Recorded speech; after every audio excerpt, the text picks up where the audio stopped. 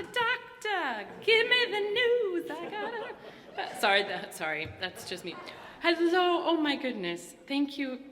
I'm really overwhelmed. First of all, Joyce DiDonato, I've always wanted to meet you. A huge fan.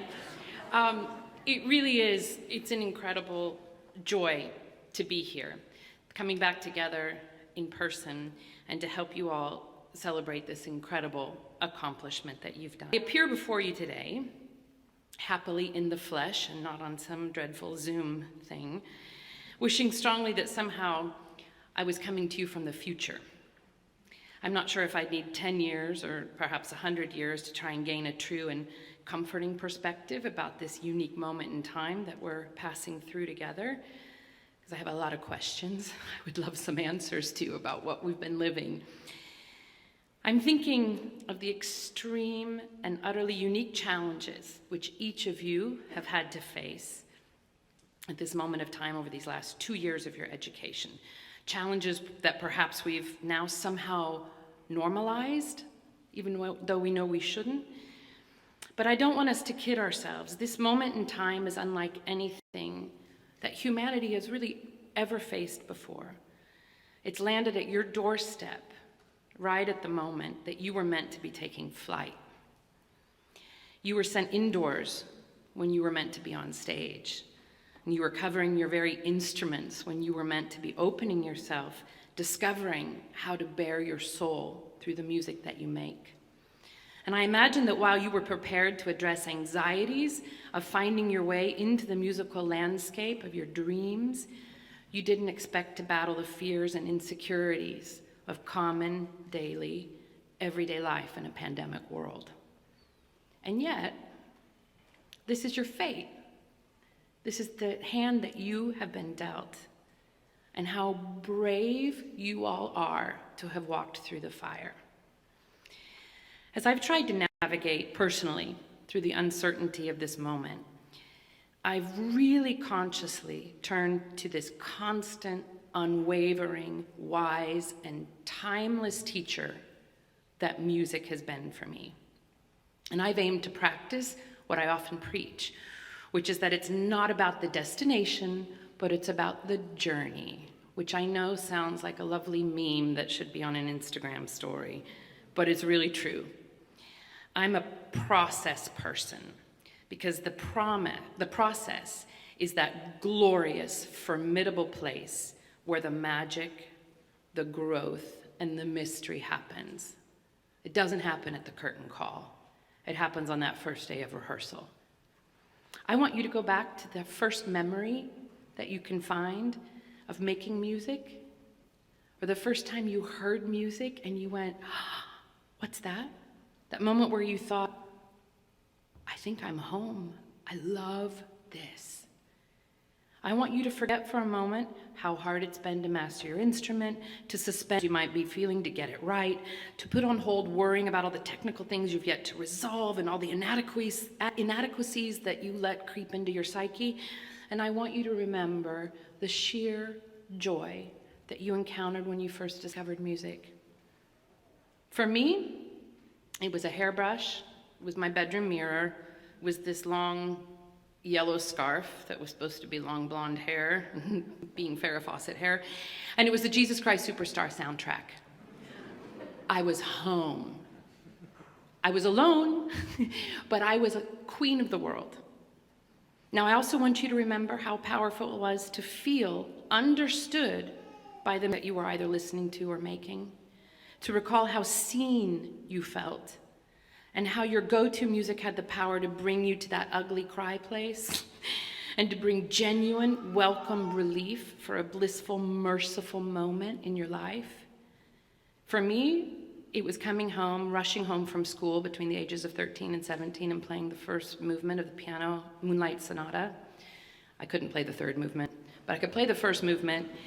And that Beethoven, I was sure, understood my rejection by Eric and Patrick and Mark. And he knew it better than anybody. Nobody else understood me and those rejections the way Beethoven did. Mark. I also want you to go back and I want you to recall the first time that you felt the power of sharing your music with somebody else.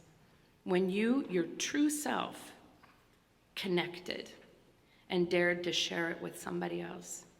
When another human being felt the depth of your soul because you were brave enough to share it with them. And without saying a word, you somehow both knew in that moment that you weren't alone.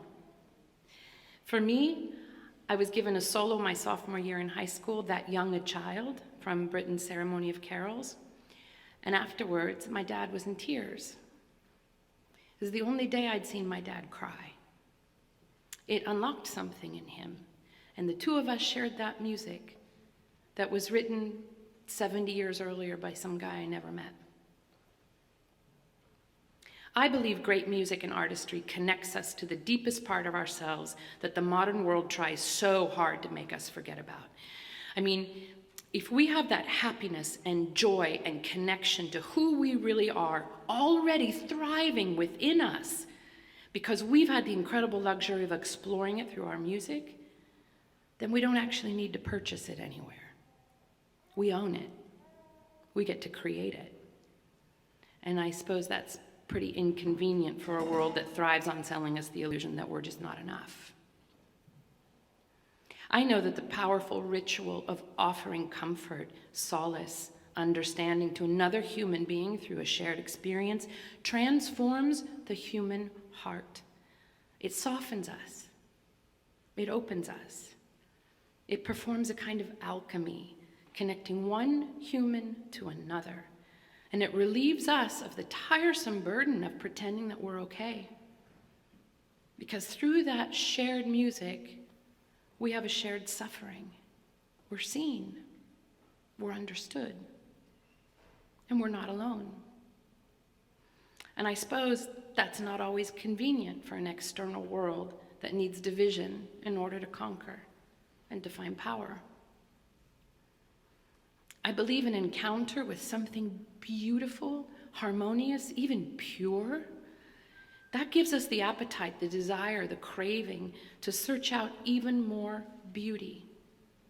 When we surround ourselves with a vista of beauty, when we create music or art that nurtures that deepest part of us, that dreams and yearns for a pathway to love more truly, well, then naturally, we have a lot less tolerance and acceptance for the ugliness of our world that feeds on the misery of the human condition.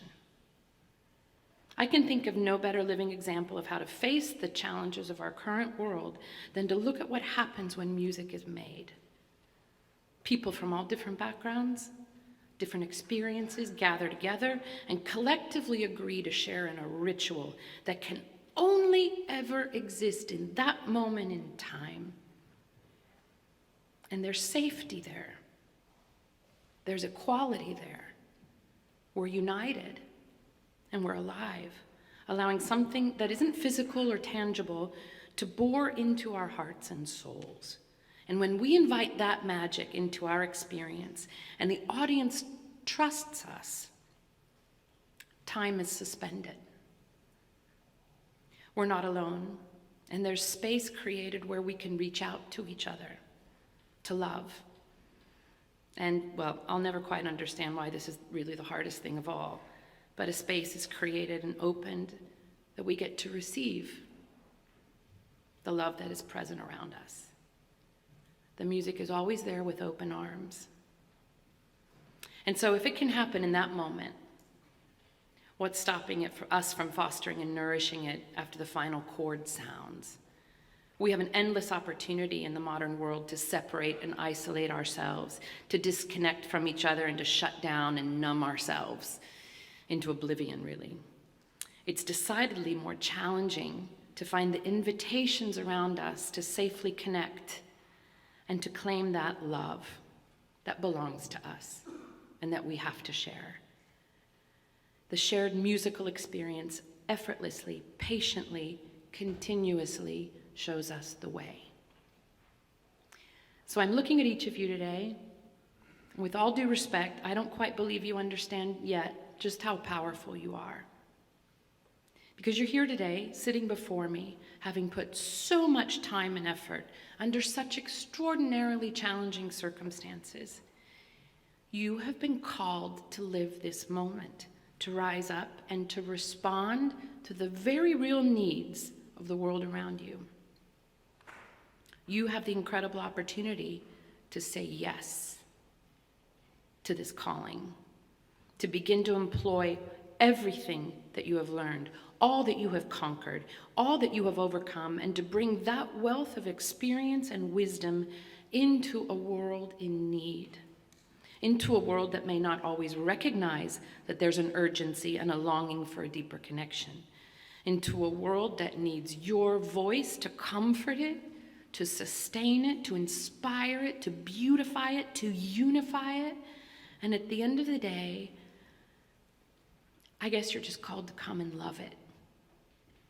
You have that power to awaken that connection in all of us and in yourself through your devotion to your craft, through the assumption of the immense power of beauty and truth-telling that you're going to bring to your performances or compositions, through the generosity of how you lift up your colleagues and support their vital journey as well, the home that you help create everywhere you go, through the grace of how you choose to share your message and your unique voice with the world around you. So while I might not be coming to you with assurances from the future, I can absolutely guarantee you that if you stay present to your incredible journey and calling, assume your undeniable power, let go of those fears and obstacles that interfere with your calling, and do the work of embracing, loving, and empowering that spark, that youthful spark that got you here in the first place of passion and creativity, everything that brought you here today, you got this. Congratulations to each and every one of you. May you astound us with your beauty, your truth, your music, and your love. Go out there and take no prisoners.